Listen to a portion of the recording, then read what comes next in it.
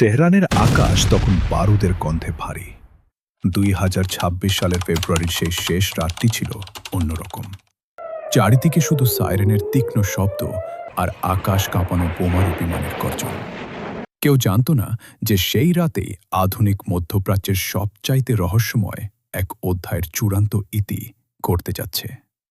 ৩৭ বছর ধরে একটি গোটা জাতিকে নিজের হাতের মুঠোয় রাখা মানুষটি তখন জীবনের শেষ মুহূর্তগুলো গুনছেন। তার নাম ছিল আয়াতুল্লাহ আলী খামেনি। একসময় যার একটি ইশারায় তেহরানের রাজপথ প্রকম্পিত হতো, সেই প্রতাপশালী নেতার শাসনের অবসান ঘটল আগুনের এক প্রলয়ঙ্কারী তাণ্ডবে। তার গল্পের শুরুটা কিন্তু এমন রাজকীয় ছিল না। ১৯৩৯ সালে ইরানের পবিত্র শহর মাশহাদের এক অতি সাধারণ ধর্মীয় পরিবারে তার জন্ম।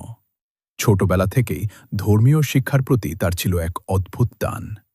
কিন্তু সেই শান্ত জীবন বেশিদিন স্থায়ী হয়নি। সময়ের প্রয়োজনে তিনি নিজেকে জড়িয়ে ফেলেন তৎকালীন রাজতন্ত্র বিরোধী আন্দোলনের সাথে। ১৯৭৯ সালের সেই অগ্নিঝরা দিনগুলো যখন শাহের সিংহাসনকে চূর্ণ বিচূর্ণ করে দিচ্ছিল, তখন তিনি হয়ে ওঠেন বিপ্লবের এক অন্যতম কাণ্ডারি। তার প্রতিটি ভাষণ যেন জনমনে নতুন আশার আলো জ্বালিয়ে দিত। বিপ্লবের পর যখন নতুন রাষ্ট্রের কাঠামো তৈরি হচ্ছিল, তখন তার রাজনৈতিক প্রজ্ঞা সবাইকে চমকে দেয়। ১৯৮১ সাল খামেনির জীবনের সবচাইতে ভয়ঙ্কর এক মুহূর্ত। ২৭ জুন তারিখে সেই বিকেলে তেহরানের এক মসজিদে তিনি তখন ভাষণ দিচ্ছিলেন। হঠাৎ এক প্রচণ্ড বিস্ফোরণ। চারপাশ ধোঁয়ায় আচ্ছন্ন হয়ে গেল। ঘাতকদের পেতে রাখা সেই বোমার আঘাতে তার শরীরের ডান পাশ মারাত্মকভাবে ক্ষতিগ্রস্ত হয়। বিশেষ করে তার ডান হাতটি চিরতরে অবশ হয়ে যায়। মৃত্যুর খুব কাছ থেকে ফিরে এসেও তিনি দমে যাননি। সেই পঙ্গু হাত নিয়েই ১৯৮১ সালে তিনি ইরানের প্রেসিডেন্টের দায়িত্ব গ্রহণ করেন। তখন দেশটি ছিল এক ভয়াবহ যুদ্ধের মুখে। ৮ বছর ধরে চলা ইরান ইরাক যুদ্ধের সেই কঠিন দিনগুলোতে তিনি সেনাপতি আর রাষ্ট্রনায়ক হিসেবে নিজেকে এক অনন্য উচ্চতায় নিয়ে যান। ধসে পড়া অর্থনীতি আর রক্তক্ষয়ী সংগ্রামের মাঝেও তিনি হাল ছাড়েননি।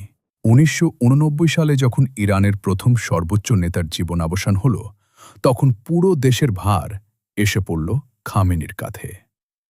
শুরু হল এক দীর্ঘ এবং প্রতাপশালী শাসনের কাল। টানা ৩৭ বছর তিনি ছিলেন ইরানের সর্বোচ্চ ক্ষমতার উৎস। সামরিক বাহিনী থেকে শুরু করে বিচার বিভাগ সবকিছুই চলত তার নির্দেশে। তার সময়েই ইরান মধ্যপ্রাচ্যে নিজের আধিপত্য বিস্তারে মরিয়া হয়ে ওঠে। হাজার হাজার কোটি টাকার সমরাস্ত্র আর গোয়েন্দা নেটওয়ার্কের মাধ্যমে তিনি পুরো অঞ্চলে এক অঘোষিত প্রভাব বলয় তৈরি করেন। পারমাণবিক কর্মসূচির সেই বিতর্কিত আর রহস্যময় পথ বেছে নিয়ে তিনি পশ্চিমাদের সাথে এক দীর্ঘমেয়াদী স্নায়ুযুদ্ধে লিপ্ত হন। অসংখ্য অর্থনৈতিক নিষেধাজ্ঞা আর আন্তর্জাতিক চাপের মুখেও তিনি নিজের রাজনৈতিক অবস্থানে ছিলেন পর্বতের মতো অনড়। তার সেই দীর্ঘ শাসনের প্রতিটি পদক্ষেপ ছিল অত্যন্ত সুপরিকল্পিত এবং একই সাথে গভীর রহস্যে ঘেরা এক গোলক ধাঁধা। কিন্তু ২০২৬ সালের সেই ফেব্রুয়ারি মাসে পাল্টে গেল ইতিহাসের মোড়। মধ্যপ্রাচ্যে ছড়িয়ে পড়া চরম সামরিক উত্তেজনা আর আকাশপথে শুরু হওয়া ধারাবাহিক হামলার কবলে পড়ে তেহরান। বিমান হামলার সেই প্রচণ্ড ঢেউয়ের মাঝে যখন তেহরানের গুরুত্বপূর্ণ স্থাপনাগুলো একের পর এক ধ্বংস হচ্ছিল, তখনই ঘটে সেই অভাবনীয় ঘটনা। তীব্র এক বিস্ফোরণের শব্দে শেষ হয়ে গেল একটি দীর্ঘ যুগের।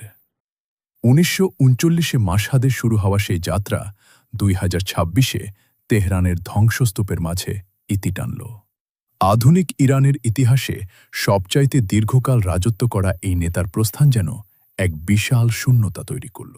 রাত শেষে যখন ভোরের আলো ফুটল, তখন ইরান ছিল একদম অন্যরকম এক দেশ। এক যুগের সমাপ্তি আর এক নতুন অনিশ্চিত ভোরের সূচনা। ইতিহাস তাকে যেভাবে মূল্যায়ন করুক না কেন, আয়াতুল্লাহ আলী খামেনি নামটি মধ্যপ্রাচ্যের রাজনীতির মানচিত্রে এক অবিস্মরণীয় স্বাক্ষর হয়ে থাকবে। যে আগুনের শিখায় তার শাসনের পতন ঘটল, সেই শিখাই যেন সাক্ষ্য দিচ্ছে ক্ষমতা চিরস্থায়ী নয়, কিন্তু ক্ষমতার ফেলে যাওয়া দাগগুলো ইতিহাসের পাতায় রয়ে যায় আজীবন। এক রহস্যময় নেতার বিদায় দিয়ে শেষ হল এক মহাকাব্যিক অধ্যায়।